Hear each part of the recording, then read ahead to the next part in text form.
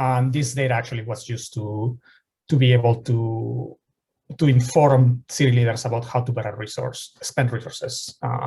So without any further ado, so let me introduce myself. So I'm a professor in economics at UHERO. I've been here since 2008, so almost 30 years now.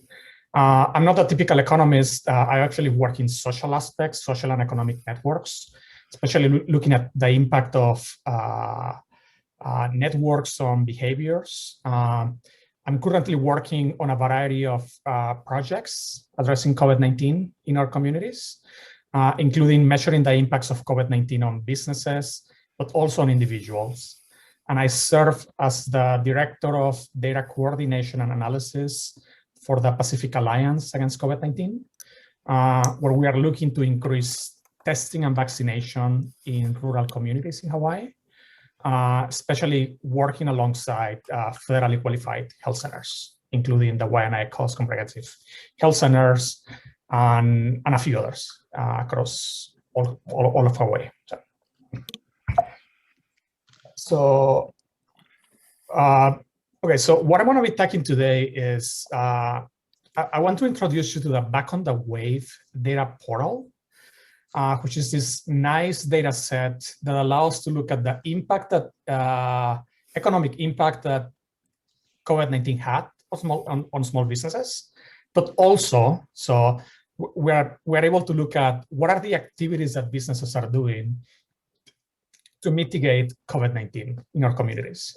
And together, these two data sets, and I'm hoping that convince you, at the end of the presentation that that businesses, small businesses in particular, are not only helping, the local economy. They were severely impacted, but then some of the relief that was provided by the city and by the state actually had positive benefits that help mitigate COVID-19 in our communities. So that's one of the things that we're going to be seeing today. So I'll be introducing you and showing you what the economic impact was across different business sectors in Oahu. And then we'll be talking about the city's COVID-19 relief and how that impacted those businesses. So that's basically where we are. So those of you who are not familiar, the Back on the Wave, it was a widely publicized campaign, both an education, but also, it provided some resources to businesses to be able to support the safe reopening of the city, both by building confidence on individuals, but also on consumers. So the site look at the economic impact that COVID-19 had on them, but also the type of activities that businesses were doing to be able to mitigate COVID-19. And then so we were able to analyze this data.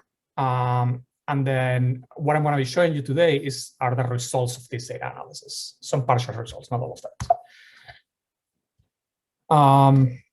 So to give you a feeling, so the site started in mid-October. It had to shut down by the end of January due to funding situation. It was actually funded by the previous relief that Congress had. So it actually, we were able to collect information from 2,500 businesses in a short period of time of 3 months. So they complete a self-assessment and safety checklist of the activities that they were doing, but also the economic impact. So 50% of those businesses actually completed the economic impact survey. And along with that, so over 30,000 business owners and consumers visited the website since it launched. So the location of the businesses that we had was all across Oahu. So this heat map of Oahu actually tells us where the concentration of the businesses was based on zip code. Most of the businesses, as you can see, were coming from Honolulu, but then we also got like a lot of Kailua, Kaneohe area, less on the west side, there was a big push to be able to get these businesses on the website, on the west side, sorry, to enroll as well. So the type of data that we were able to collect was some risk scores, risk categories that allows to nudge businesses, telling them how risky their activities were, and to be able to motivate them to potentially change their behavior, to adopt safer practices. At the same time, we're able to create this data set that contains the activities that businesses were doing. And these were actually personalized for every business type. So for instance, on a restaurant, we would ask them whether they were separating tables across different consumers. Whereas for a mom and pop store, we would ask them whether they install signage on the floors or plexiglasses. So this allows to get at, what are the type of activities that businesses are doing to be able to see if they are mitigating COVID-19. And then the third type of data set that we were able to get is this economic impact. So how has COVID-19 affected both your revenue, your employees? You have to furlough some of those. You have to potentially fire some employees, and then at the same time, we're able to get a feeling about how do they foresee the future. So what are their expectations? When are they going back to normal? So, and this obviously allows to make decision-making on sectors, specific sectors and activities that could potentially be needed them also. So anyway, without any further delay, so the safety index, so we built this safety index based on the activities that businesses are doing to reflect whether businesses are adopting strategies to mitigate COVID-19. Not all small businesses are the same. So we were able to normalize across different business categories. And then we build this scale between 0 and 1. 0 meaning the business is not doing much. So actually this 0 meaning it's not doing anything actually. So it has 0 activities that they reported to us. 1 being is the top in that category, is actually doing a lot. And then so we build this safety index, and here are some of the comments that we got actually from these are business owners. So one important thing is that the person who had to answer this had to be either the owner or the manager of the business. So it couldn't be like any other employee. It had to be like business owner or manager. So the survey was very informative and gave this individual or this business an idea on what they could improve. Another business owner mentioned that they were able to implement more safety measures based on the survey that we were able to provide. So it was fast and it was user-friendly. So what are some of the results that we were able to get? So what we saw is that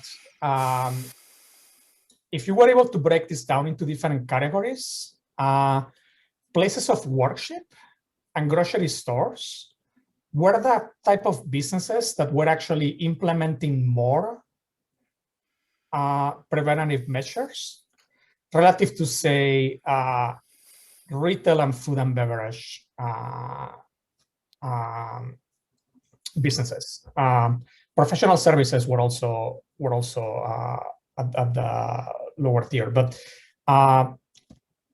this also tells you the type of things.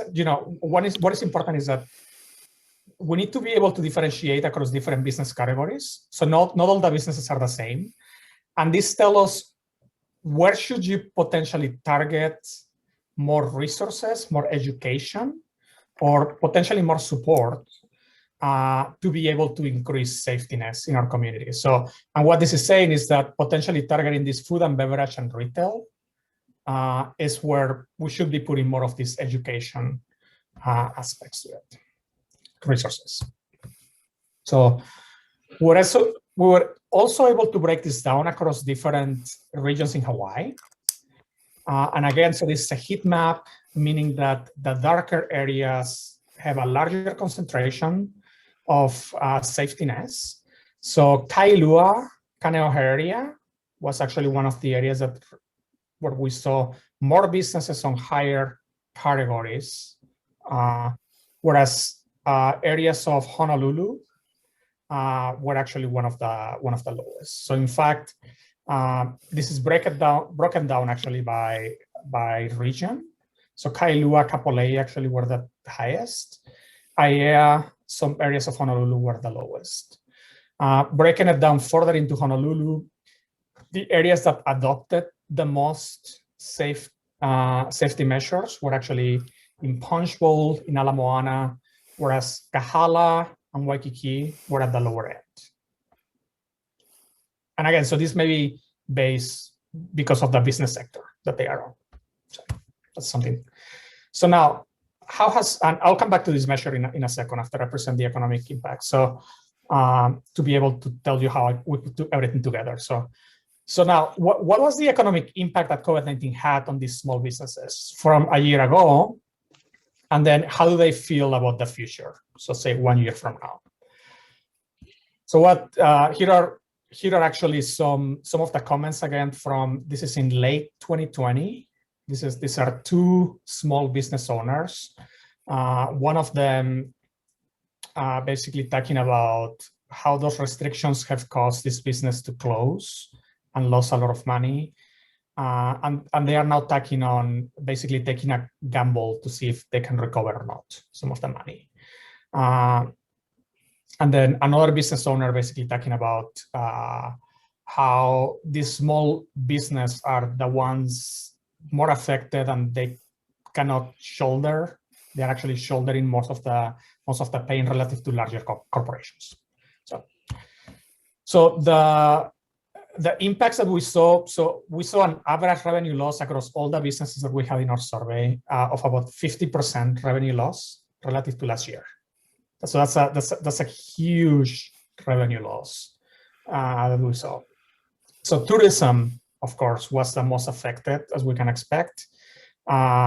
This revenue loss was about 87% relative to last year. Fitness, gym, and studios actually were on the 69% category as well. Whereas other businesses like food and beverage, personal services, retail were on the 50 to 60% category. And then the least affected, not saying that it's small, but the least affected were in the healthcare sector, health services, professional services, that had a 30 to 33% revenue loss relative to last year. So that's still a large number, but it's obviously not as huge as the 87 from tourism. Here we are able to see where this revenue loss happened across different regions. And again, this is this heat map. I want to point out that here is actually the area that we are seeing. Actually, one of the largest revenue losses is we're seeing it on the west side, but that may be due to a smaller sample size that we had on this area. That's on the 70s. But of course, Waikiki actually was an area that experienced a revenue loss of, close to 78%. And this, of course, is due to tourism. But even other areas in our sample size, Hawaii Kai, Kahala, were on the 50%. So across Oahu, Honolulu and Kapolei were at the top, whereas Aiea, Kaneohe, who have a little bit more diversified economy, were less affected. So then we ask the businesses, how many of you have you considered, closing permanently? And 22% of those businesses consider closing permanently. Fitness, retail were at the top, with over 50% of those consider closing. Food and beverage, tourism, also on the 30 to 40% category. And then we asked them, so what are the reasons that kept you from closing? And of course, government loans was an important component of what kept them closing. 32% of those mentioned that government loan was the reason that they were able to continue afloat. Furlough reduced staff, 11% of those. City support. So we had 15% of the businesses who responded that the support that the city provided was helpful. And then there are other reasons, such as, here you can get anything from like, I got a loan from my friend or my family member, or I was able to renegotiate the rent with my landlord, things like that. So looking into the future, so here are again some quotes from business owners, basically encouraging the city to have a mask mandate, which did exist at that time. Basically mentioning what are the things that they need: PPE, cleaning, sanitizing supplies. Basically telling us that not everyone could afford PPE. So the top business needs that individuals had were actually financial assistance, of course. But something that we actually was interesting is that increasing marketing and sales was also an important need that they had. But developing also online sales and training was something that 280 businesses mentioned that they needed, and that's support that could potentially be provided from the government. And it is my understanding that based on this, sub-programs were adopted to be able to train some of those businesses to support them. And then so then we also ask individuals or businesses actually, so when do you expect that you are going to get back to normal? And what they answered actually surprisingly is that most of them were on the 10 to 13 month category. So basically within a year, businesses expect to be back to normal if things, the way that things were improving at a time.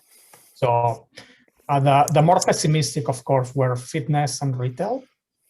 More optimistic were grocery, real estate, health services. Then finally, so the city provided funds for businesses to be able to, those impacted by COVID-19. It was up to $20,000. It was reimbursement based, and this allow businesses to claim rent, claim supplies for PPE, claim activities that they were able to do to mitigate COVID-19, and even personnel actually that they could keep. So here are some of the results that we had. Basically, this is how the Small Business Relief and Recovery Fund was split across different business categories, with personal services, fitness studio, and gyms, over 50% of those receiving support. Real estate, tourism, and offices, only between 23% to 35% receiving the support that they need. But this is good, right? It tells us that those businesses who needed the most, personal services, fitness, retail, even food and beverage, are the ones who are receiving the support. So the location of the distribution of the funds is mainly based in Honolulu, okay, but several areas outside Honolulu got it as well. And within Honolulu, we saw, here is the split basically for how this was. A couple of last slides before I finish. So one of the things that we were asking is whether the individuals who received the support are the ones who need it the most. So if that was the case, then this was a good allocation of the resource. And what we saw is that those individuals who receive the support are 7% more, they have a 7% more pessimistic outlook than those who didn't receive the support. And similarly, they experience a 13% higher revenue loss than those who did not. So this basically means that, yes, so the way that the city was able to allocate the money is indeed going to those who needed the most. And my last slide is actually, it's actually trying to put everything together, try to understand whether the business that the city provided was able to not only help the business, but also support the recovery of the city, adopting more COVID-19 strategies. And what we saw is that businesses who receive city support check 13% more activities than those who did not receive the support. So they were doing 13% more mitigating activities to decrease COVID-19 than those who did not. And you know, similarly, these things that we noticed from the data is that it's where they are located. So people who actually are receiving the support are located next to other businesses who are also receiving the support, and they are also experiencing larger revenue loss from last year. So as a conclusion, you know, the impact of COVID-19 in small businesses was large. So we know that tourism, fitness studios, and retail were one of the most heavily affected, with a loss of 60% to 87% loss relative to last year. Other sectors also experienced large losses from 30% to 50%. The support that the city had for small businesses had a positive effect on relieving some of the economic damage and get some business afloat. But also, it was able to support, you know, beyond economic benefits, allow prevention of COVID-19 spreading in the community. So, thank you. Thank you very much, Ruben. All right. Now let's turn to, thank you. Let's turn to Tom Yamachika. Tom, with no disrespect, I do not know of any other combination of two words that separately inspire as much concern as tax and attorney. But you're a well-known tax attorney here in town whose commentaries frequently appear in local media. Please introduce yourself and share your thoughts about where we are, what you think of what our governments are doing to move us forward, and the effect of their proposed taxes. Well, thank you very much, Lila. Again, my name is Tom Yamachika from the Tax Foundation of Hawaii. Our nonprofit, and that's what we are, just like many of you, is an educational nonprofit. Our mission is focused on trying to educate people on what our tax laws provide, and especially our legislators, because some of them really don't know. And we try to help them out so they can at least make judgments based on their own logic and values, as opposed to simply relying on somebody else.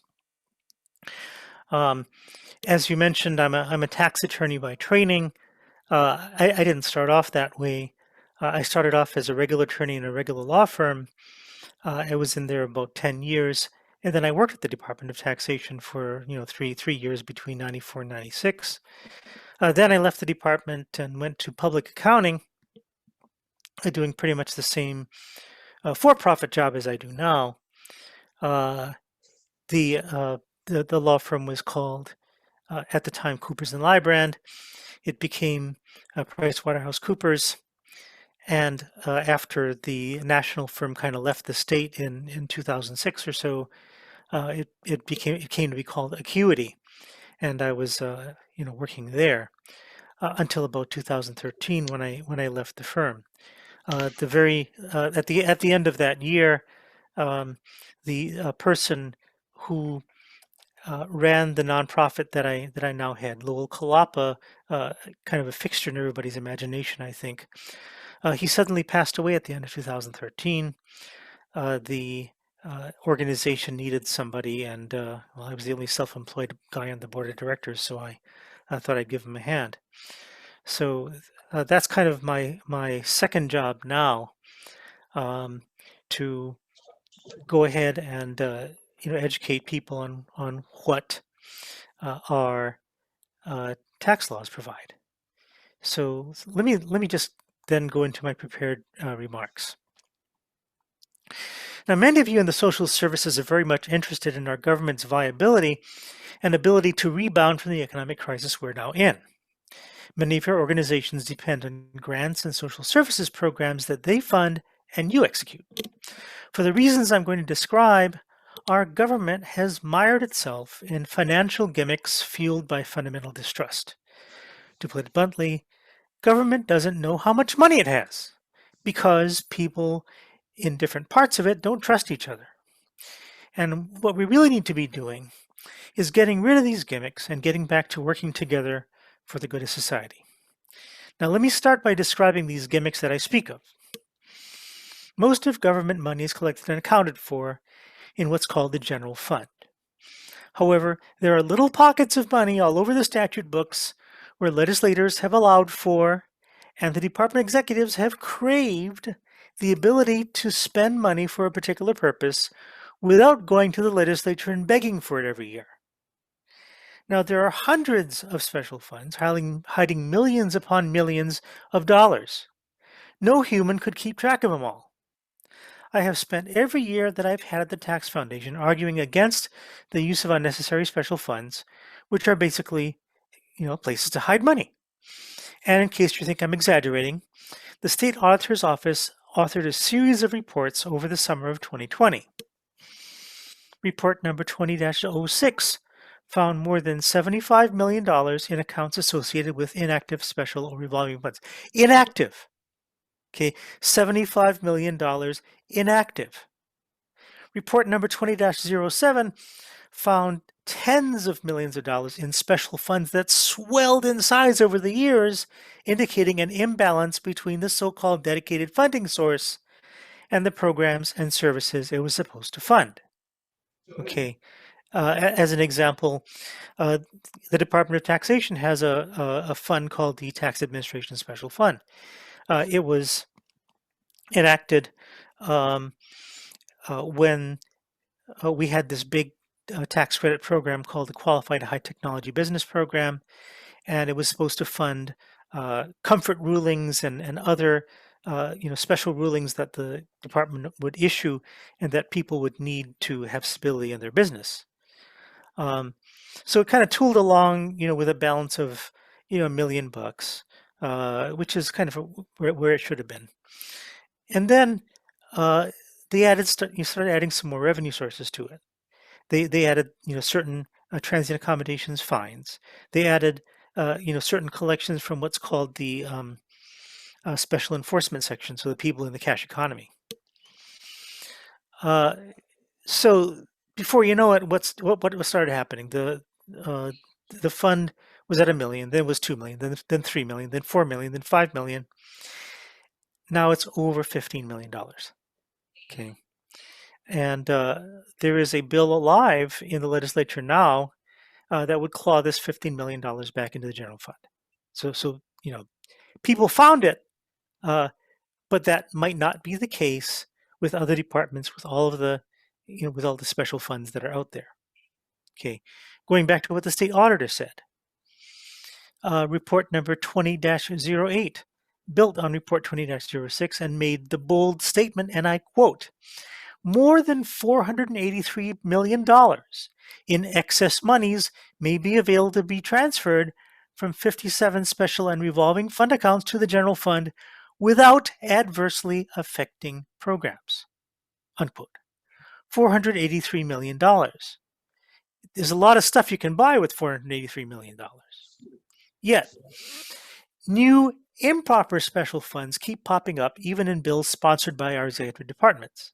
In fact, Of the bills in this legislative session creating special funds, the state auditor reported that of the 51 proposed special and revolving funds, not one met the statutory criteria, and there are statutory criteria for legitimate special funds. Why are special funds so popular? Well, the bill's proponents say it's a dedicated funding source, usually meaning a siphon off of one of our taxes that goes directly to a special fund. But what does a dedicated funding source really mean? It means money is available in that special fund for a department's immediate use without having to beg for money at the legislature, without the public scrutiny that comes with it, without the need to justify the funding. This shows us two things. One, there's a fundamental distrust of government, even within our government. Executive department heads don't trust the legislature to properly execute budgeting decisions. Two, government doesn't trust the public and the accountability that brings. They would rather hide as many of the details as possible. Over time, groups like mine have been chipping away at the symptoms, namely the hidden pockets of money and the veils of secrecy, but we've never really gotten at the root cause, which is the distrust and the ability to truly collaborate. Let me give you another example. This is the bill moving through the Senate right now. It's called Senate Bill 815, and it's what I refer to as the Maintenance of Effort Bill. What it does is it creates a stabilization trust fund. And it says that if this year's appropriation to the DOE is less than last year's by any amount, then the difference is yanked out of general excise tax collections and plopped into the fund. DOE is given the authority to spend any money in the fund. Therefore, the money DOE can spend is at least the same amount as last year. Okay, the first problem with Senate Bill 815 is interdepartmental. The Department of Education is in strong support of the bill. We gotta do this. The Department of Budget and Finance is opposed to it. No way, no how.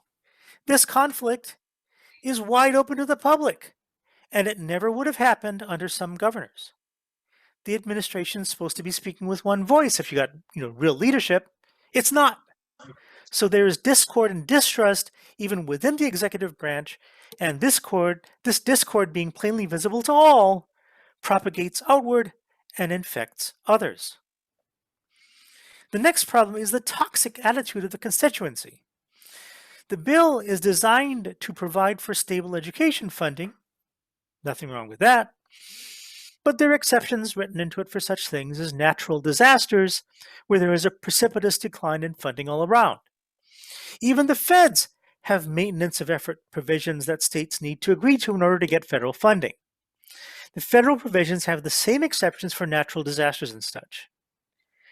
HSTA is supporting the bill, but it's also arguing that the bill doesn't go far enough. To have real stability, they say, the exceptions for disasters and such have to go. Now, this tells you something too. This public employee union, which already has an outsized influence on our state government, is telling us that they really don't care what happens to the rest of us peons. You got to take care of our members, no exceptions. To me, we need to reclaim our culture and trust. We need leaders who can work through the discord, lift the veils of secrecy, and restore our governmental system to one based on trust, with verification, accountability, and genuinely caring for the people of our state, all of them. We've elected our lawmakers to do that. We've elected them to set priorities, make hard decisions about the kinds of government services we are going to get based on the benefit to us all as a society. We can't be throwing obstacles in their path like special funds, tax earmarking, redirection, or other budget gimmicks. With that, that's the end of my prepared remarks. I'd be happy to answer questions. Thank you very much, Tom. That was quite passionate. All right. Let me now introduce you to Kokua Council Director Gary. Gary Simon will be followed by other directors with questions for either or both Ruben and Tom. Gary, you're up. Thank you, Lila. Thank you, Ruben and Tom. I'm Gary Simon, the president of AARP Hawaii. Frequently in our food stores, I find that food products, fruit, vegetables, beef, pork, chicken from the mainland are less expensive than the same local food products. Many of us are price sensitive and opt for the mainland products. What are one or two of the major barriers to a robust, sustainable, price competitive Hawaiian grown food supply, and how can we remove those barriers? Thank you. Ruben, you can go first. Okay, thank you, Gary. I think we need, so first of all, I just want to clarify, I'm a microeconomist. I do work with actually some of these community organizations, especially agricultural community-based organizations. And I think that we need a vision and data-driven oriented approaches that speaks beyond direct monetary benefits that the industry has. To be specific, I work with many community-based organizations. Organic Farms is one of them, looking into measuring not only the economic benefits that the organization has, but also the health and social impacts. So what we discovered with MAO is that individuals who go through the farm experience health benefits and reduction on diabetes by up to 60%. So if we were looking at, just looking at what are the financial benefits that investing, say, $1 into local food production generates relative to, say, investing $1 in, say, solar panels or other technologies, then I think we can, without any doubt, the solar panels or the technologies produce a larger economic return than the local food production. But once you take into account these other health and social impacts of growing this local food produce making our communities healthier, benefiting future generations, the data that we've been collecting from these programs speaks for itself. So I think that we need to continue this data collection to be able to understand what are these social and health impacts that this industries generate in the state. And a second barrier, it has to do with the capacity of small farmers, and talking to many of those small farmers that, they just don't have the capacity to compete with large, purchasers, like, say, the state of Hawaii. So Hawaii, I believe it has about 7,000, probably more than 7,000 small farms. 90% of those are actually growing agriculture. And likely, they are not as effective as if they were cooperating with one another. And, food hubs, I heard that it's a great alternative. I mean, working with some farms in Waianae, we are seeing the benefits of that, it helps on aggregating, on storage, processing, distribution, and marketing this local produce to these big purchasers. So I think that this can be a solution that could be implemented and supported by the state. Okay, let me, Ruben. Tom? Yeah, let me kind of give you my take on it. I think in large part, this situation exists because we've been shooting ourselves in the foot. We have a tremendously high cost of living here in Hawaii. It's a result not only of government programs, a large portion of which, by the way, the U.S. Constitution helps out by saying we can't compete. I mean, we can't restrain competition, okay, amongst states. So we can't, for example, enact a tax law that says, we're going to give a tax break to okuleha or fruit wine while taxing other kinds of wine. Okay, that's something that the U.S. Constitution's Commerce Clause says we can't do. So what we'd have to do is we have to compete in the marketplace through the normal economic means. What's the price? What's the cost? If our cost is higher, our price is going to be higher, and that's why we're not able to compete. Thank you, Tom. Lila? Thank you very much. All right, Jim Sean, your question, please. Yes, I'm Jim Sean. I'm a former legislator who was once lobbied by Kokua Council. I co-edited a book in the 90s on the unfinished health agenda. Got my dissertation on community-based elder wellness networks. Occasionally teach a policy course.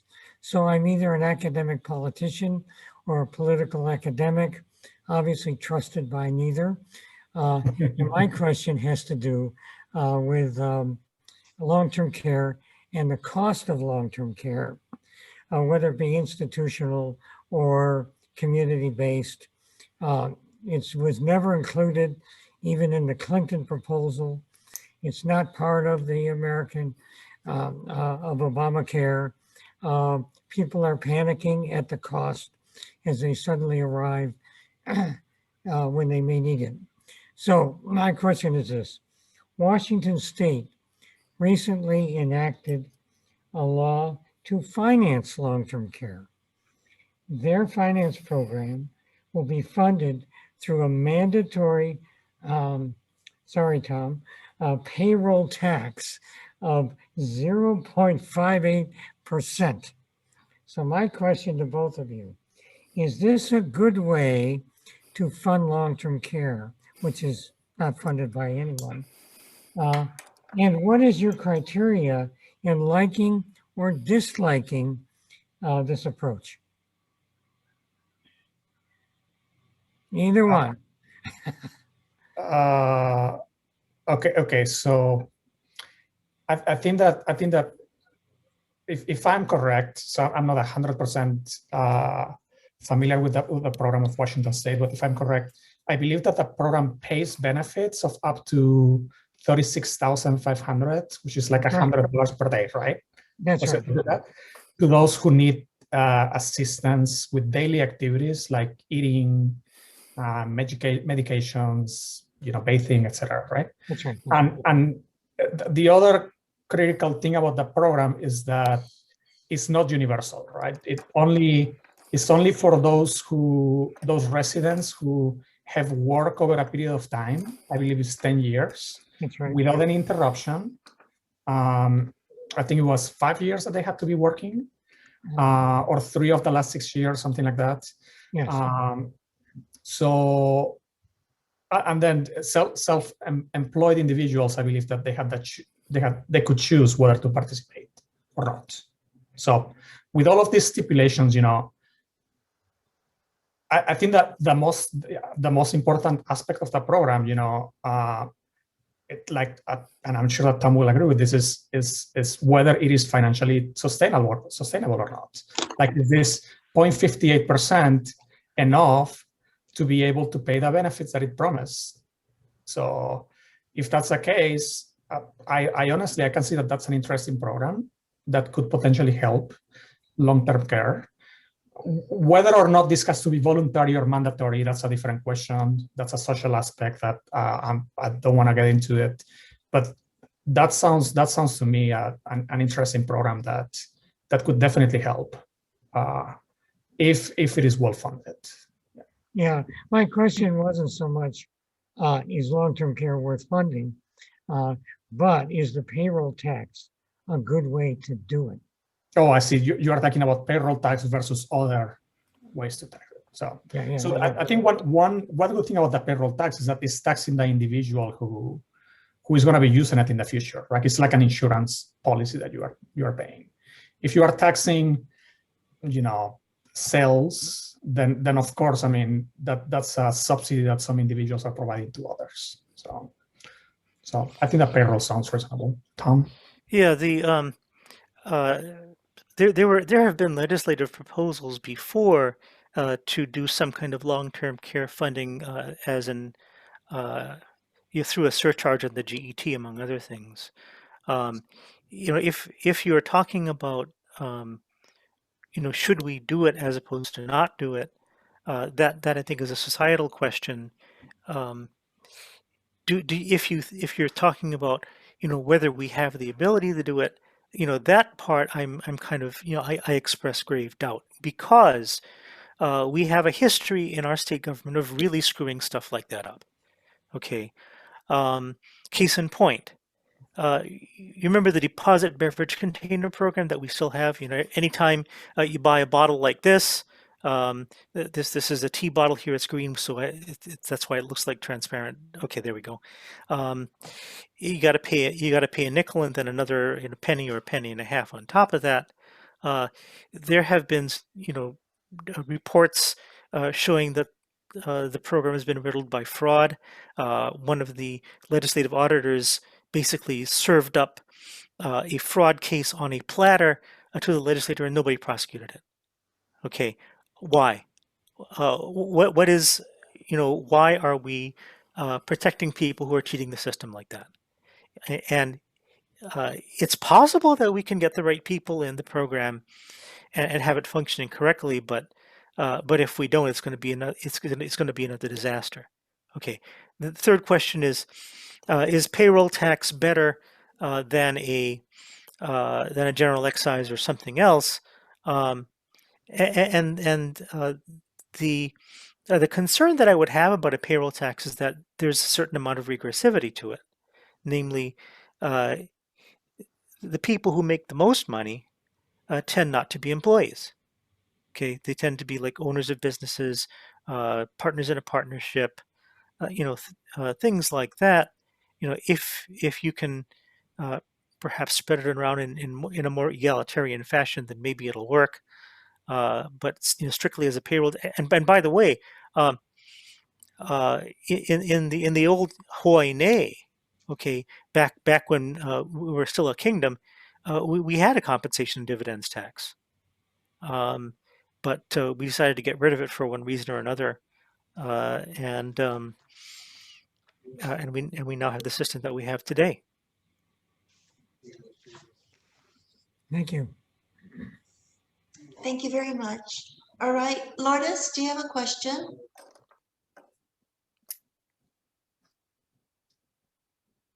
Oh, you're muted, Lourdes. You're muted. Okay. I'm a director here, a volunteer director here at Kokua Council, and many years ago, I was an independent small business energy conservation company, and understand that by saving $1 of energy through efficiency and conservation, $9 would roll back into the economy, and felt that our business was helping the whole community. But I think I have more of a comment than I do for a question, but maybe it'll develop a question with you. And as a small business owner, I've heard people grumbling about the big box companies still remaining open for business and making a lot of revenue, like Amazon. I never bought from Amazon, but because of the COVID, I was forced to be creative in using the computer to purchase what I needed for my household, and found that the prices are a hell of a lot cheaper than a small business in Hawaii, due to probably the high cost of business to do in Hawaii. So here's my wish and my comment on small businesses. Since COVID emergency has shut down my business for 12 months consistently, I wasn't able to generate any sales or make any more money for myself and the people that work for me, but the big box offices still survive. I would ask that the government in the next 12 months allow me to work and accumulate money to recover the 12 months of not being able to have revenues. So waive all my GET taxes, my my whatever taxes it takes for me to have that I have lost in having to pay you that 12 months that I would have been in business, to waive it for the next 12 months because I wasn't able to make any money for that 12 months. Any comments? Okay, you well, grab it? Yeah. let me start then. If you think you're going to get any money back, it ain't happening. I'm sorry, I know that. it just ain't happening. I think what you were talking about is something that is kind of a problem for everybody. I'm not sure if it's a problem, but big box companies have advantages. They have what's called economies of scale. They can, instead of going to a supplier and saying, I need, 10 widgets, and here's a price for 10 widgets. Somebody like Amazon comes along and says, give me 1,000,000 widgets. And you can make it for a unit cost that's less, right? Oh, of course we can. Of course we can. We want your business so much, we will definitely do that. Okay. That kind of bargaining power isn't available to any small business, including me. Okay, but that's kind of that's an economic issue. Okay, that's kind of how it is. The tax system that we have now, it really does reward big box companies. Why? Because the way our GE tax is structured is that anytime somebody sells something to somebody else, there's a tax. Okay. So you need a certain thing to be manufactured. You have to get parts. Okay, the parts coming from somewhere else. There's a tax on that. Okay, the people who make the parts, they need parts. They need to get them from somewhere, and there's a tax on that. Okay, and so on and so on and so on. Our tax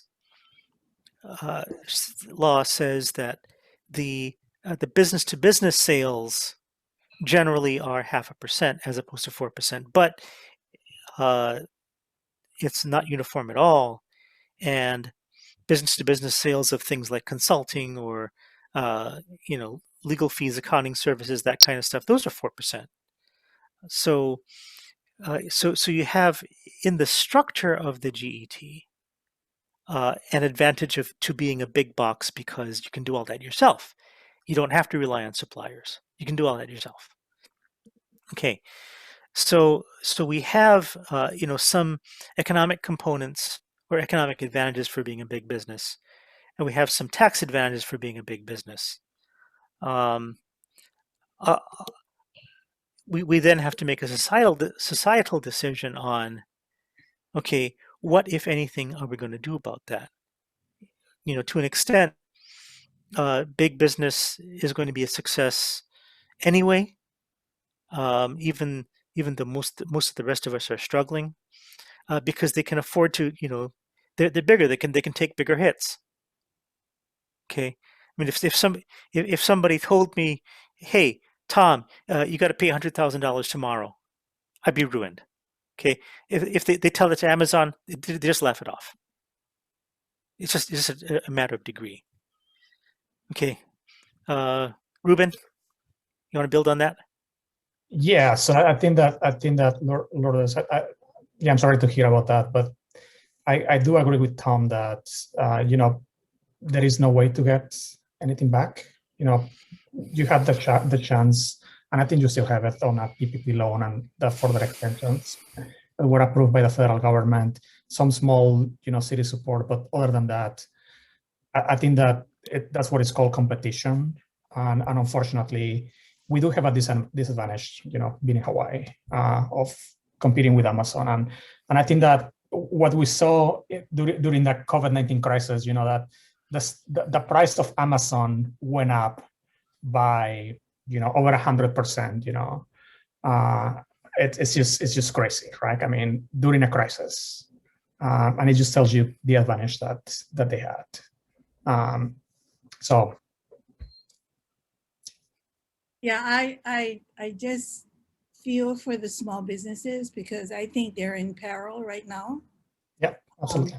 And I feel that it's going to take away my social interaction because I love to go to small businesses and shop around in their shops because they are unique. But there has to be a lot more help for them for when we start gearing up and they get back into business because I don't think they can play catch up anymore.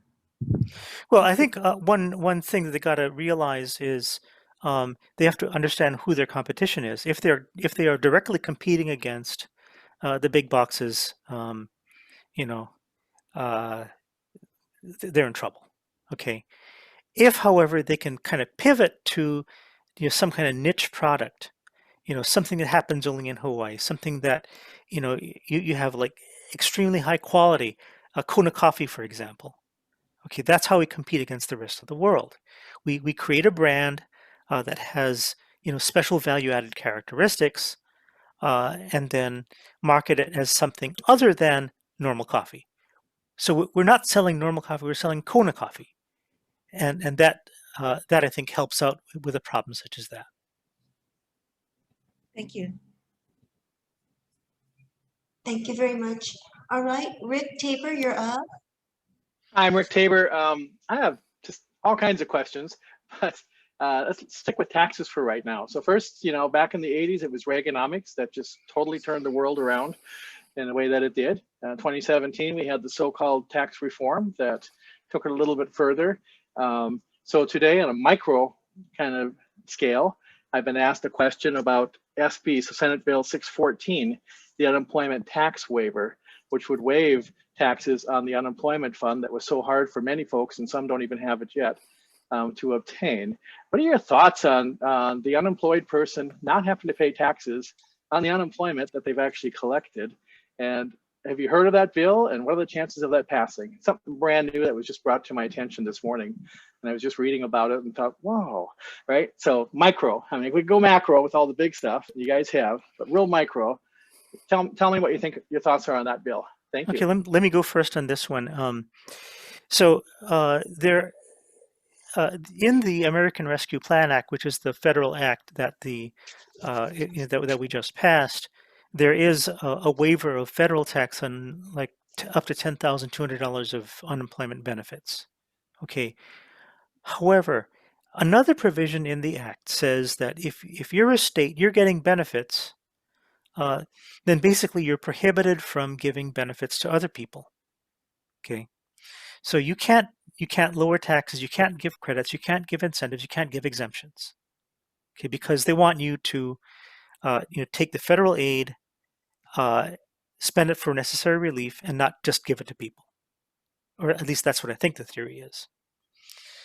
But the way the provision is worded, and I'm talking now about Section 9901 of the American Rescue Plan Act,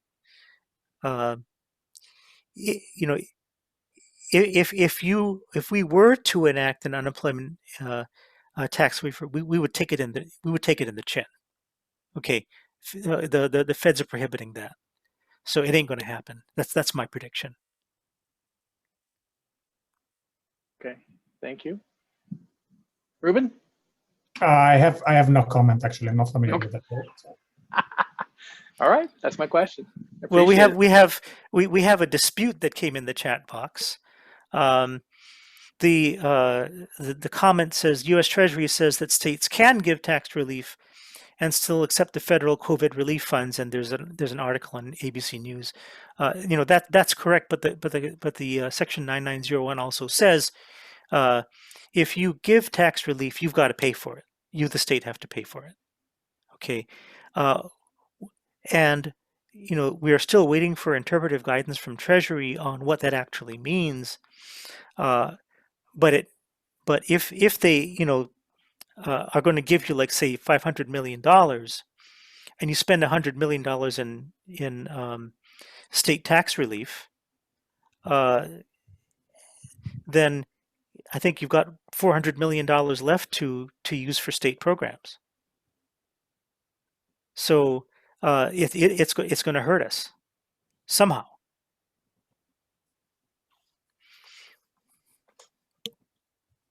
Thank you, Tom. Lila? Okay, thank you. All right, Kathy, you're up next with your question.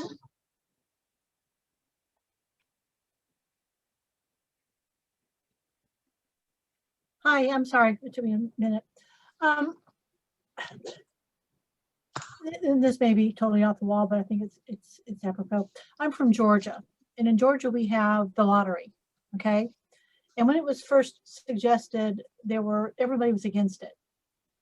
But as it turns out, it has put a lot of students, through school with the money that was raised through the lottery. It has given the education department a lot of money funding so that they're not in danger of being laid off like they are here sometimes. And even though it is, it's frowned upon and all that stuff, it can bring lots of revenue to the state. Plus, we send, how many thousands of people go to Las Vegas every year to spend their money on betting when they could do that here and let us have the revenue? So that's just my personal opinion. But education is the first thing to take a hit anytime there's an economic issue. And I think that's deplorable because we need our students to be educated. And we don't need our teachers to be suffering because they have to put in all their money to buy supplies for their kids. So I'd like your opinion on that because it just seems so easy to fix. And of course, the Georgia government took money from the education fund sometimes for other things that they shouldn't have, but that happens.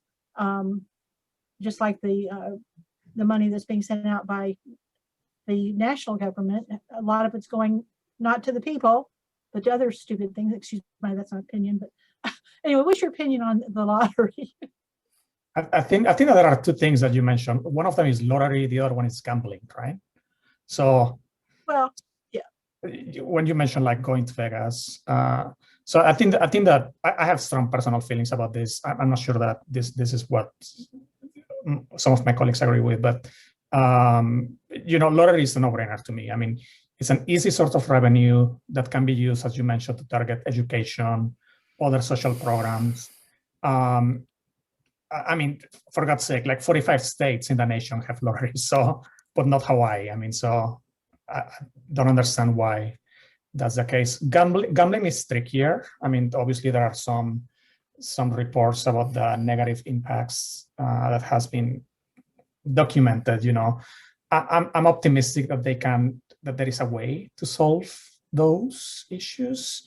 I mean, we can look at some examples of other countries. I understand that Singapore is actually a country that does it well. There is price discrimination strategies, meaning that if you are a tourist, you can enter the casinos for free. If you're a local, then you have to pay to be able to go in, and the fee is not cheap. It's like, I believe that you pay $150 or so if you are a local. So and you can use the revenue obviously to build some of the social services and education that you were mentioning. So but that's my own personal opinion. So yeah, my opinion on such things as gambling and the lottery, of course there's a moral issue that people are dealing with. I think there's also some studies that suggest that the revenue that government makes in a lottery or in casino gambling acts as a regressive tax. So I mean, it's not the really rich people who are going to gamble all the time. It's the middle class and the lower class Right. who are trying to lift themselves out of their desperate straits. And do we really want to be taking money from them? That's the kind of the social question. But that's the argument that a lot of anti-lottery people have been making, and so far the legislature has bought in. There were casino gambling proposals, poker proposals, and lottery proposals raised this session. All of them are now dead. Well, of course, there are going to be people that shouldn't be spending their money on lottery tickets. That's sure. But think of all the people that go to Las Vegas, and I know it's apples and oranges, okay? But there's a lot of people that go to Las Vegas that spend their whole savings so they can go to on the trip and go over there and spend money in the casinos. So it just seems like, yeah, there's going to be people that shouldn't be buying lotto tickets, but there are a lot of people that can and would be willing to give money to the state. Just my opinion. Thank you. Thank you, Tom and Ruben. Okay, Doug, your question next, please. Okay. Hey, thanks to both of you for taking questions. I am H. Doug Matsuoka. I'm a volunteer director for Kokua Council. I work for Hawaii Meals on Wheels, the other Meals on Wheels, and I'm one of the founders of Hawaii Guerrilla Video, Hui. One of the good things about what you both work with is it's very quantifiable. You know, you're working with dollars, but I'm thinking maybe more isn't better. Pacific Business News recently reported record median home prices, already $1 million on Kauai, with Maui and Oahu to follow. They say and offshore buyers that have the cash. And this isn't good for local residents, particularly not good for seniors who rent, and you're looking at one of them, right? Okay. And even the tourist industry, which people keep telling us we depend so much on economically, for the first time in recent history, we know what it's like when there are no tourists coming. The quality of life is so much better, right? So my question is, when you're looking at the figures, when is more not better? Where's this disconnect between more revenue and quality of life? If you want to offer some guidance, either one of you, both of you can take it. Okay, well, let me kind of start by saying that, you know, despite all of the vitriol that has been poured on our Hawaii general excise tax, one of the things that makes it so great, according to other people, is that we export a lot of it. Namely, tourists pay a portion, and it's been estimated to be between 20% and a third. Okay, and the more they pay, the less we have to, okay, to sustain our cost to government. So we then need to make some societal judgments on who is going to, you know, bear the freight. We have constitutional principles that say we can't do certain things, but there are certain levers that we can pull. So a lot of what we've done in the past is to make a lot of our economy dependent on the tourism industry, the transient accommodations tax, for example. We've hoisted the transient accommodations tax, which was passed at 5%, and now it's at 10.25% and doesn't include GE. Okay, we depend a lot on that, and then guess what happens? COVID-19 comes down, transient accommodations tax take goes down 80 to 90%. It went through the floor. Okay, if we were really totally dependent on that as a revenue source, we would be in deep trouble. We would be worse than Puerto Rico. And fortunately, we're not. Most of our revenue collections depend on, you know, business generally, as opposed to, you know, business in one or two special industries. So we took a big hit from COVID, but it wasn't as bad as it could have been. Okay. That being said, I think it gives us a blueprint to kind of deal with the problem on a macro level, and that is, you know, we got to help businesses. If government wants to help itself, it's got to restart the engine. It's got to get the engine running. It's got to give the engine some gas. And then the engine is businesses, because businesses throw off probably more than half of the revenue that we take in into our general fund. So think about that, and and should we as a government, as a society, be concentrated on swatting down the businesses, on further choking them by imposing taxes and more taxes, or on getting out of their way? And that's something to think about. Even with the tax proposals that are engineered to quote unquote tax the rich, okay, by only imposing tax on higher income people. Somewhere along the line, you have to realize that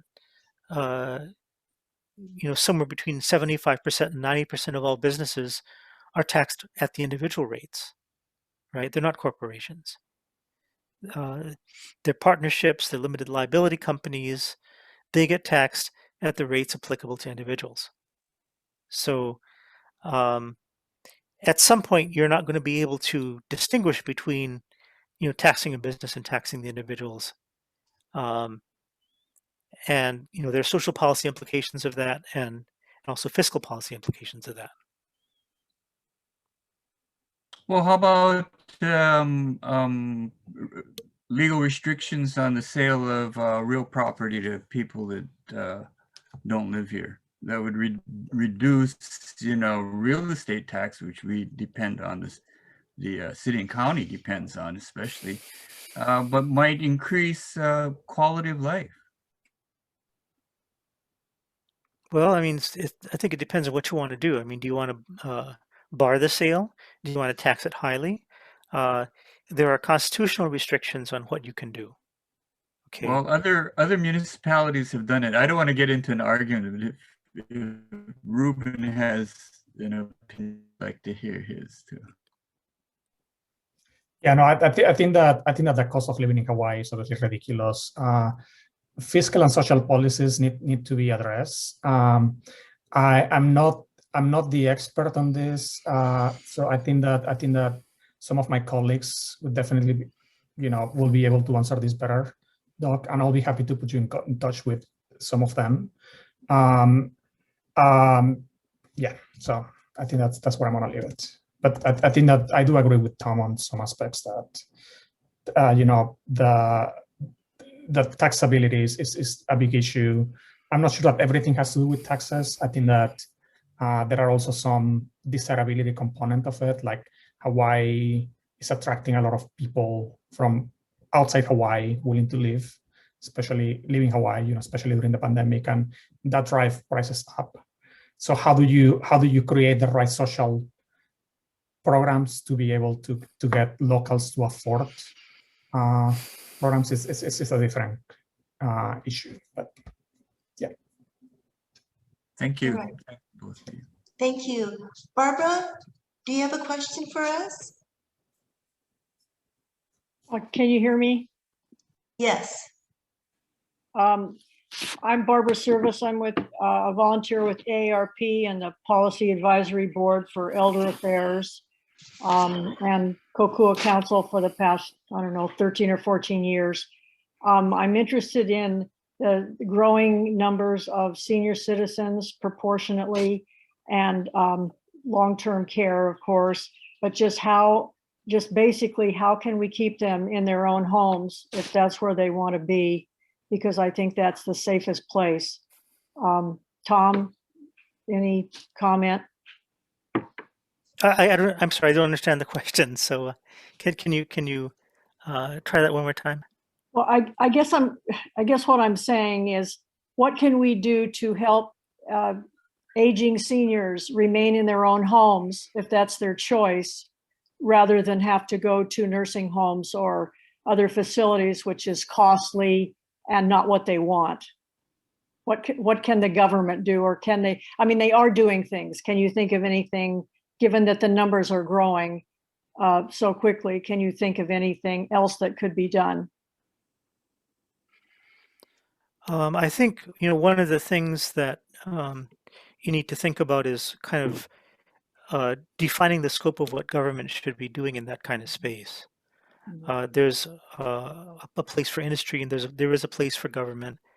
What government is doing right now, and I'm not sure that they're really doing a good job of it, is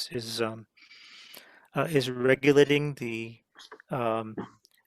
long-term care facilities to make sure that they're, safe and honest. Not all of them are, and that they, have the right to compete in the marketplace. Once that happens, I think then it's kind of the marketplace's turn to figure out, who's willing to offer what at what price, and it ain't cheap. Do we as a society want to subsidize it or pay for it? That's kind of another, social question that our elected representatives need to address. Thank you. Ruben, any comment? Yes, I think it all boils down to, I think as Tom said, this is a social question. What are the scope that we want to be able to do as a government, and do we have the money to pay for that? So how do you find this money? It's obviously a different question, but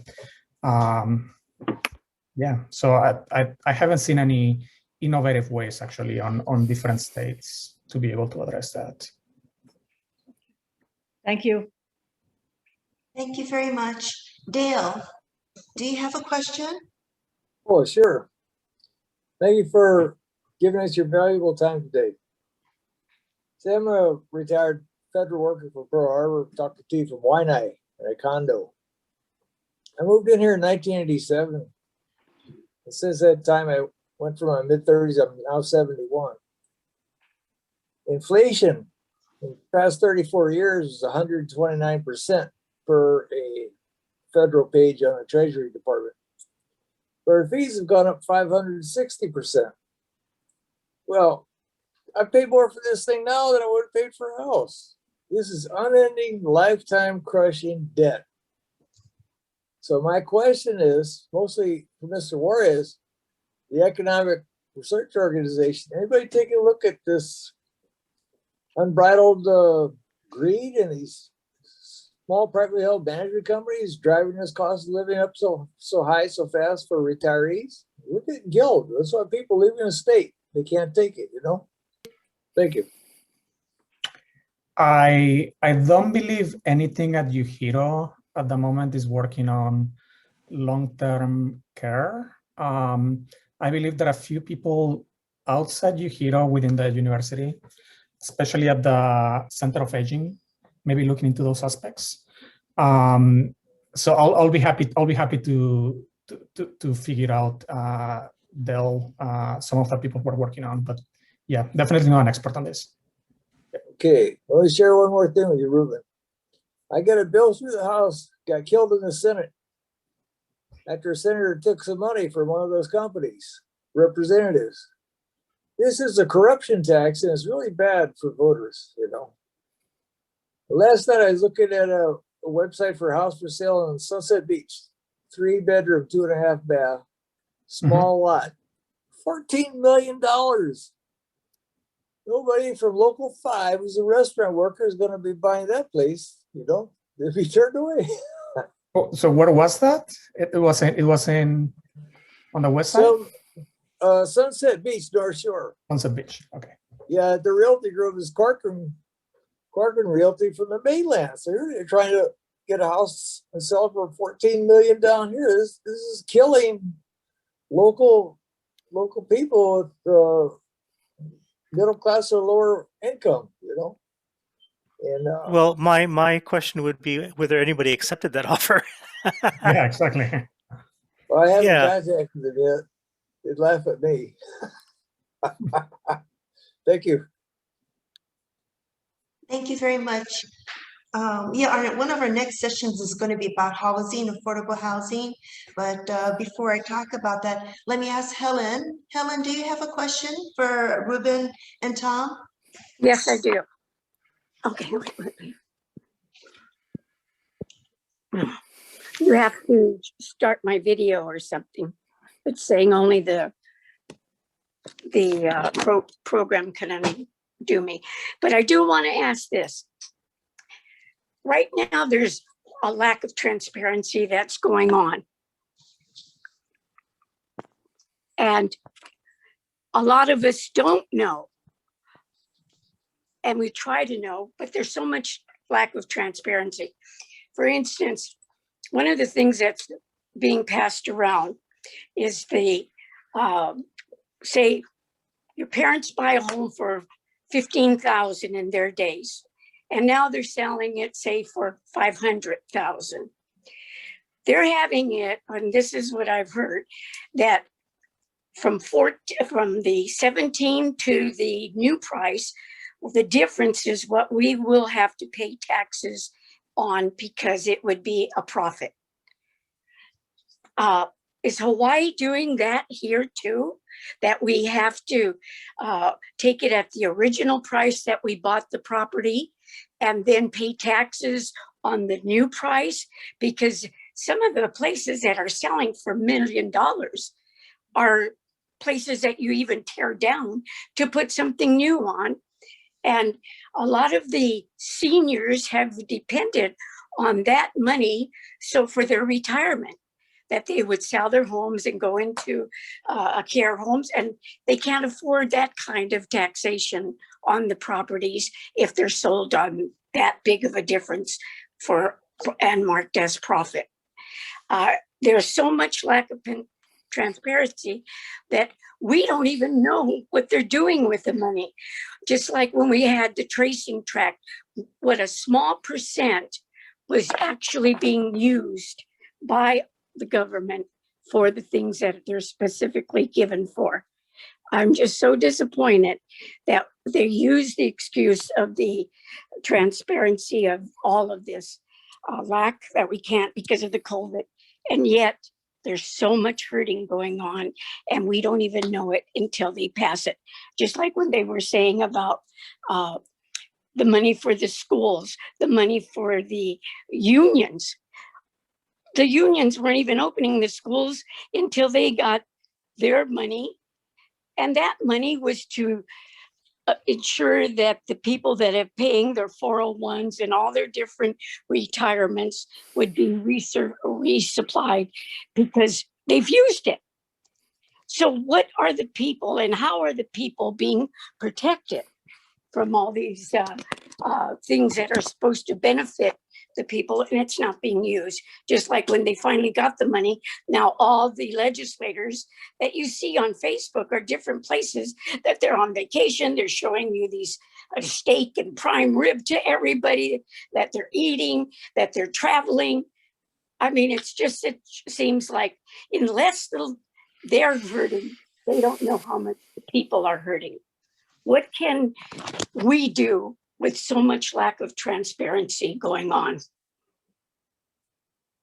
Okay, well, let me start on that then. What you're describing, you know, the fact that people are taxed on the difference between what you sell property for and what you bought it for, right? That's called capital gains tax. The feds and the state of Hawaii both have it. Okay, there are bills in the legislature to increase the maximum capital gains tax. There's a Senate bill that would have raised it to 11%. There's a House bill that would raise it to 9%. Right now it's 7.25%. It used to be 4%. There are a number of people, probably some in this room, who say that's probably not enough, that we really should be taxing capital gains at the same rate as regular income tax, which is up to 11% or maybe more, depending on you know, how much you make. So if we get it, well, that's again a problem that is endemic to state government. We have all this money being hidden all over the place, and we think we really have to start by cleaning that up. So Ruben, you want to add to that?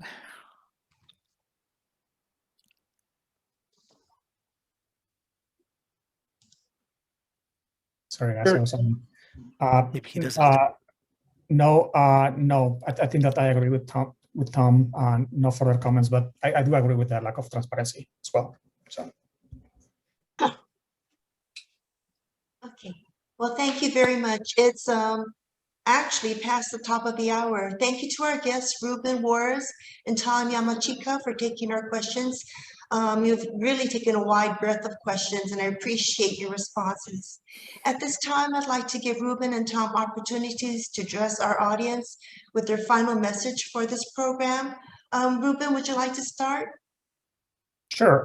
Yeah. Thank you for having me. And I think that at the end of the day, I just want to conclude by saying that we have the power to collectively change where we are right now and move us to a better position. I think that doing it with a community-informed solution, data-driven approaches, that is the best way to proceed. That requires a lot of time, a lot of energy, but I think it's worth at the end of the day.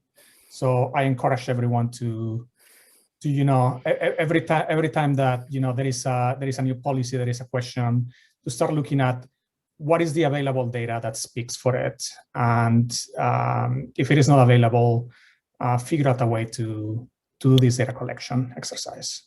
So thank you again for having me, and I think this has been great. Thank you very much, Ruben. All right, Tom, your message to our audience? Sure. Thank you so much for having me on your program, and thank you for all of the important work that you all do in helping keep our community afloat. Now, I think all of us have some strong ideas on what we can or should do to get our economy right-sized or otherwise fixed. I would encourage anyone who has an opinion on the subject to contact your elected representatives to make sure your voice is heard, to give them any suggestions or ideas, because some of them have a really lousy record of coming up with ideas on their own. So so it's probably to everybody's benefit to have a good source of ideas that they can at least think about, and maybe later on they'll say it's an idea they came up with, even though it's not true, but at least the idea is coming forward, right? So engage with the legislature, keep plugging away. Even though people might not be listening to you once, maybe second or third time they will. I've experienced that. Lots of people have experienced that. There are some professional lobbyists who make the living off of that, so it can't be like a one-off thing, you have to stand up for what you think is right, keep plugging away at it, and then maybe one day somebody will listen to you. Do your homework, do your research, present your facts and your argument. If you've got a good argument supporting data, they got to listen to you. If they might not agree, but at least they have your arguments and your data to contend with.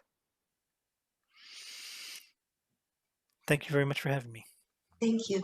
Thank you very much. Ruben and Tom, thank you. I really appreciate the way that you tied this with our social responsibility. Our responsibility as participants in our own society, our economy, our community, and that we should express our power as citizens to speak to our legislators and those who control the purse strings of our government, so that we all go forward in a very positive, beneficial manner. I invite you all to join us in future programs as we discuss legislative measures, concerns about housing, affordable housing, homelessness, houselessness, so much more. I'm going to end the meeting now. We're past our 1 o'clock deadline. I appreciate your participation, Tom and Ruben. Thank you very much for joining us. Thank you to all the participants. When I hit the end meeting button, it's going to end abruptly, so I apologize for that. But thank you. Please stay well, and malama pono. Mahalo very much. Thanks, Thank guys. you. Bye-bye. Thank you very much. Aloha.